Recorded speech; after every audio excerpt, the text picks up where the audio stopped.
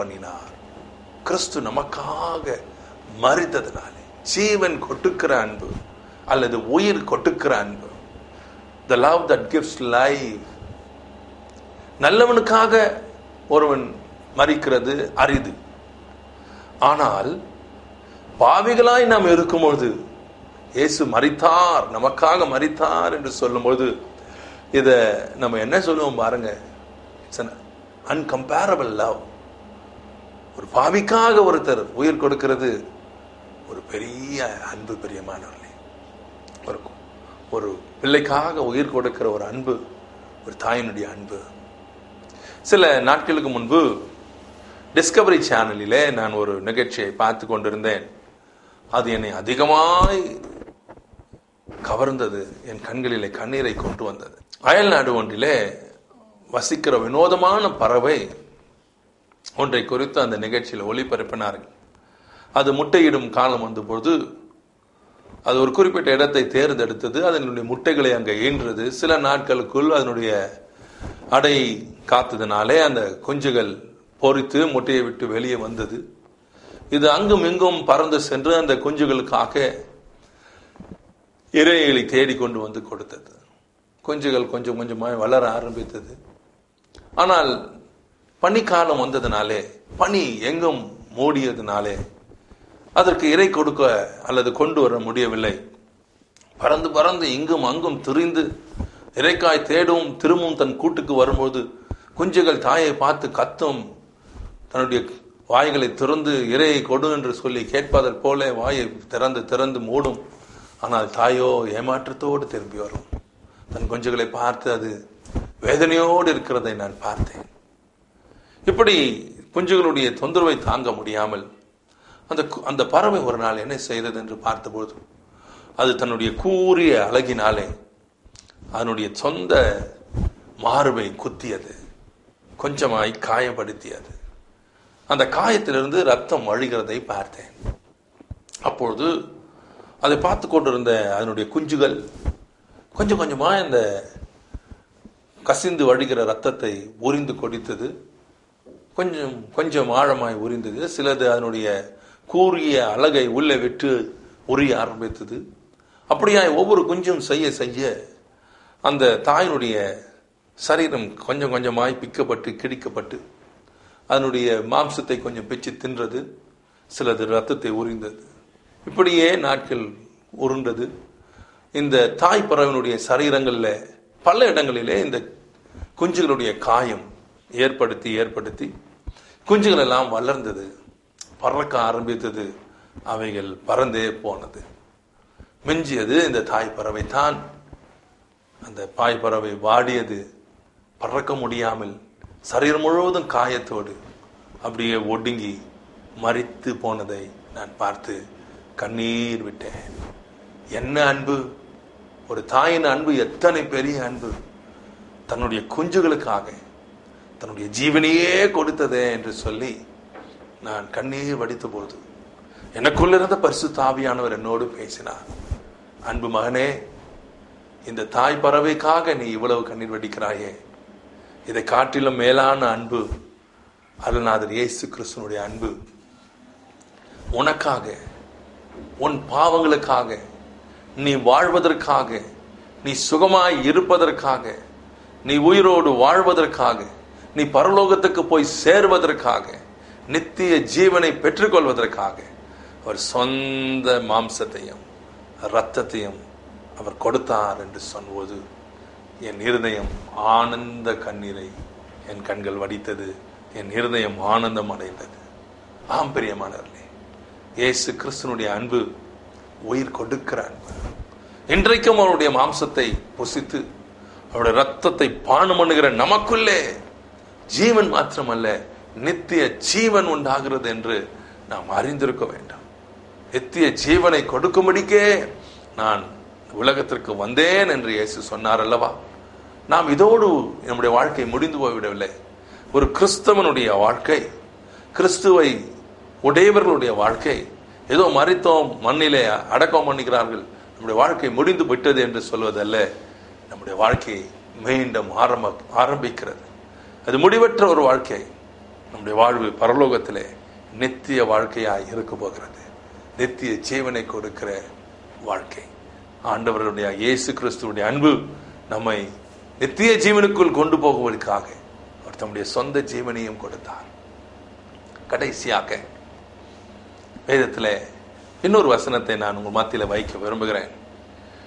எபிரேயர் 13ஆம் அதிகாரம் 8ஆம் வாக்கியத்தை நாம் வாசித்தால் வேதம் சொல்கிறது, இயேசு கிறிஸ்து நேற்றும் இன்றும் என்றும் மாறாதவராயிருக்கிறார். இந்த வசனத்தை வாசிக்கும் போது எனக்கு சட்டென்று ஒரு எண்ணம் வந்தது. இயேசு மாறாதவரானால் அவருடைய அன்பு மாறாது. அன்றைக்கு எப்படி நம்மளை அன்பு கூர்ந்தாரோ அப்படியே இன்று வரைக்கும் அவர் நம்மை அன்பு கூர்ந்து கொண்டிருக்கிறார். தம்முடைய பிள்ளைகளுக்கு அவர் வைத்திருக்கிற அன்பு அன்பு, மாறாத அன்பு. பாவம் செய்து தூரம் போனாலும், சோரம் போனாலும், இயேசு விட்டு பின்வாங்கி போனாலும், ஊழியம் செய்து பின்வாங்கி போனாலும், இயேசுவின் அன்பை மறுதலித்து போனாலும் இயேசு மாறாதவராயிருக்கிறார். நாம் மாறி போவோம். மனைவியின் அன்பு மாறி போய்விடும், கணவனுடைய அன்பு மாறி போய்விடும், பிள்ளைகளுடைய அன்பு மாறி போய்விடும், சில பெற்றோருடைய அன்பு கூட மாறி போய்விடுகிறது. இன்றைக்கு செய்தித்தாள்களை நாம் வாசிக்கும் போது ஒவ்வொரு நாளும் விசித்திரமான செய்திகளை நாம் செய்தித்தாளில் கேட்கிறோம். இதெல்லாம் பார்க்கும்போது மாறி போகிற அன்பை அது வெளிப்படுத்துகிறது. ஆனால் இயேசுனுடைய அன்பு மாறாத அன்பு.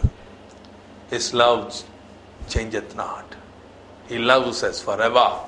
எப்பொழுதும் என்றைக்கும் மாறாத ஒரு அன்பு நம்முடைய ஆண்டவராகிய இயேசு கிறிஸ்து நம்ம மேல் வைத்திருக்கிற அன்பு.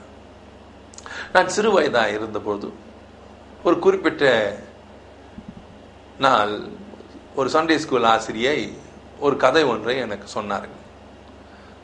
அந்த கதை என் இருதயத்தில் இன்றைக்கு கூட இப்பொழுது கேட்டதை போல இருக்கிறது. இந்த செய்திக்கு அது மிகவும் ஒத்து போகிறபடியினாலே அதை உங்களுக்கு சொல்ல நான் ஆசைப்படுகிறேன். ஒரு குறிப்பிட்ட தாய், அவர்களும் விதவை. ஆகவே அவங்களுக்கு இருந்த ஒரு மகனை அவர்கள் மிகவும் ஆசையோடு வளர்த்தார்கள். அவனுக்காகவே தன்னுடைய நாட்களை செலவழித்து வேலை செய்து சம்பாத்தியம் பண்ணி அழகழகான பொருட்களை வாங்கி வந்து கொடுத்து வண்ண வண்ணமான உடைகளை அவனுக்கு உடுத்தி அழகு பார்த்து அவனை ஆளாக்கினார்கள். அவன் படித்தான், பெரியவனானான், ஒரு நல்ல வேலையில் அமர்ந்தான். அவனுடைய வாலிபத்திலே அந்த வேலையில் இருந்த ஒரு பெண்ணோடு அவன் சிநேகமானான். அந்த சிநேகத்தினாலே அவளை அதிகமாக நேசிக்க ஆரம்பித்தான். அவன் தாயை நேசித்து நேசித்து தாய் மேல் வைத்த அன்பு மாற ஆரம்பித்தது. தாய் இல்லாமல் சாப்பிட மாட்டான், தாய் இல்லாமல் அவன் உறங்க மாட்டான். இப்படி இருந்தவன் நாளடைவில் தாய் மேல் இருந்த அன்பு மறைந்தது. அந்த பெண் மேல் அதிக சிநேகமாயிருந்தான். ஒரு நாள் அந்த பெண்ணுக்கு அவன் மேல் ஒரு சந்தேகம் வந்தது. இவன் உண்மையிலே என்னை நேசிக்கிறானா என்று அவனை சோதிப்பதற்காக அவள் சொன்னான், நீ என்னை நேசிக்கவில்லை, உண்மையிலே நீ என்னை நேசிக்கவில்லை. அவன் சொன்னான், இல்லை, நிச்சயமாய் நான் உன்னை நேசிக்கிறேன். நீ என்னை நேசிக்கிறாய் என்று நான் எப்படி உன்னை அறிந்து கொள்ள முடியும்? அவன் சொன்னான், நீ என்ன கேட்கிறாய் கேள், நான் உனக்கு வாங்கி கொடுக்கிறேன். அப்பொழுது அவள் சொன்னால், எனக்கு வருகிற பிறந்த நாளிலே நான் கேட்கிற ஒரு பொருளை நீ எனக்கு காணிக்கையாய் கொடுக்க வேண்டும். அப்படி என்ன நீ கேட்கிறாய், நான் கட்டாயம் தருவேன் என்று வாக்கு பண்ணினான். அவள் சொன்னான் அவளை பார்த்து, நீ என்னை நேசிக்கிறது உண்மையானால் என்னுடைய பிறந்த நாளிலே உன்னுடைய தாயினுடைய இருதயத்தை நீ எனக்கு தர வேண்டும் என்று சொன்னார். இவனுக்கு தூக்கி வாரி போட்டது. என்ன செய்வது என்று புரியவில்லை.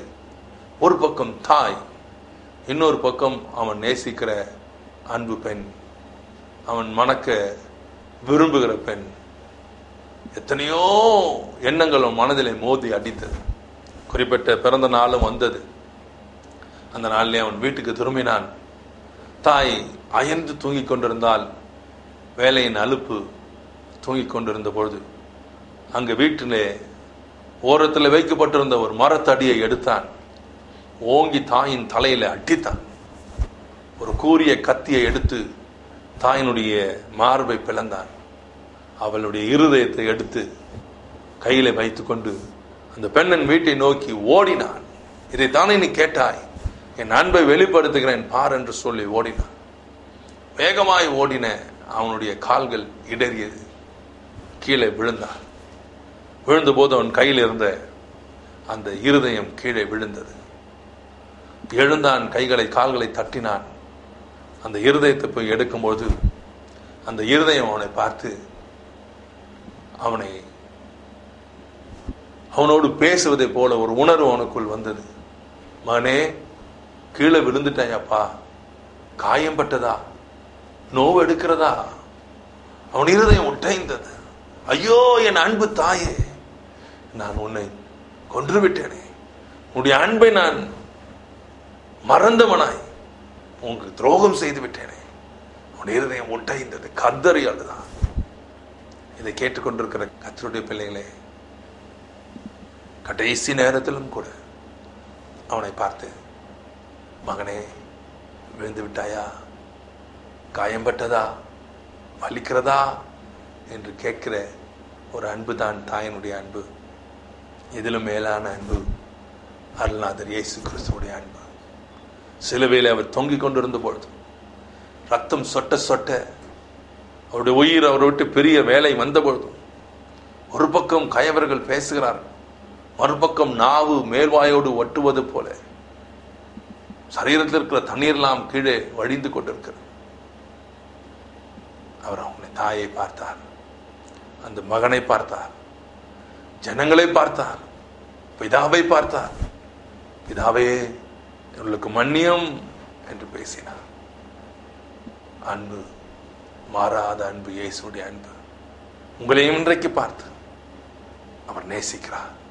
இயேசுவின் அன்பை விட்டு பின்வாங்கி போனாயோ, செய்த ஊழியத்தை மறந்து போனாயோ, உன்னுடைய ஆலயத்தை விட்டு தூரம் போய்விட்டாயோ, பின்வாங்கி சாராய கடைக்கு போக ஆரம்பித்தாயோ, விபச்சாரம் வேசித்தனத்துக்கு அடிமையாகி விட்டாயோ, உன் வாயிலே மீண்டும் பழைய பழக்கங்கள் வந்துவிட்டது. இயேசு உன்னை பார்த்து கேட்கிறார், நீ என்னை நேசித்தாயே, என் அண்டை வந்து நிற்பாயே, என்னை கூப்பிடுவாயே, என்னிடத்துல பேசுவாயே, மகனே மகளே, ஜபிப்பாயே, ஏன் மறந்து போனாய்? நான் உன்னை நேசிக்கிறேன், என் அன்பு மாறவில்லை. I still love you. Come. Are you hurt? Are you away from me? Are you disturbed in life? Come back to me. I love you so much. திரும்பி வா, நான் உனக்கு வாழ்க்கை கொடுக்க விரும்புகிறேன், நான் உன்னை நேசிக்கிறேன். என்னை கேட்டுக்கொண்டிருக்கிற கர்த்தருடைய பிள்ளைகளே, இந்த மாறாத இயேசு இன்றைக்கு உங்கள் அருகே வந்திருக்கிறார், உங்களோடு பேசிக் கொண்டிருக்கிறார், உங்க வீட்டுக்குள்ள அவர் வந்திருக்கிறார். உன்னை நேசிக்கிறதுனாலே உன்னை தூக்கி எடுக்க விரும்புகிறார். நான் உனக்காய் ஜெபிக்க போகிறேன். கர்த்தருடைய வல்லமையுள்ள கரங்கள் உன்மேல் இறங்கி வந்து உன்னை நிரப்ப போகிறார்.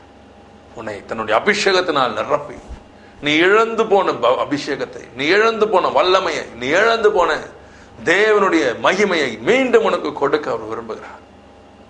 Are you prepared to receive him? இயேசு உன் வீட்டை நிரப்ப விரும்புகிறார். உன் வீட்டிலே சமாதானத்தை கொடுக்க விரும்புகிறார். உங்க வீட்டிலே சந்தோஷத்தை கொடுக்க விரும்புகிறார். உன்னை சுகமாக்கி மீண்டும் தூக்கி நிறுத்த விரும்புகிறார். You are not lost. எல்லாம் முடிந்து போய்விடவில்லை. மீண்டும் உனக்கு ஒரு புது வாழ்வு உண்டு. உனக்காய் ஜெபிக்கிறேன். கண்களை மூடி ஜெபம் செய்வோமா? எங்களை நேசிக்கிற நல்ல தகப்பனே, இந்த நாளுக்காய் உம்மை துதிக்கிறோம், உம்மை ஸ்தோத்திரிக்கிறோம். அப்பா, உம்முடைய பிள்ளைகளுக்காய் உம்மை துதிக்கிறேன் சுவாமி. அருமையான என் ஆண்டவராகிய இயேசு கிறிஸ்துவினுடைய அன்பை தியானித்தோம். உம்முடைய அன்பு மாசற்ற அன்பு, உம்முடைய அன்பு மாயமற்ற அன்பு, உம்முடைய அன்பு எங்களை என்னாலும் நேசிக்கிற அன்பு சுவாமி. நாங்கள் எந்த நிலைமையில இருந்தாலும் எங்களை நேசிக்கிறவர் நீர் அல்லவா? இப்பொழுதும் ஆண்டவரே, என்னோடு சேர்ந்து இந்த ஜெபத்தில் ஈடுபட்டிருக்கிற ஒவ்வொரு சகோதரனையும் சகோதரியும் உடைய கரத்துல நான் ஒப்புக் கொடுக்கிறேன். ஒவ்வொருத்தருக்காய் ஜெபிக்கிறேன் சுவாமி. உம்முடைய அபிஷேகம் உம்முடைய பிள்ளைகள் மேல் இறங்கி வருவதாக. புதுப்பிக்கிற உம்முடைய வல்லமை, புதுப்பிக்கிற உம்முடைய அபிஷேகம், உயிர்ப்பிக்கிற உம்முடைய ஆவியின் அக்கினியை எங்களுக்குள்ளே அனுப்புவீராக சுவாமி. ஒவ்வொரு பிள்ளைகள் மேல் இறங்கி வருவதாக.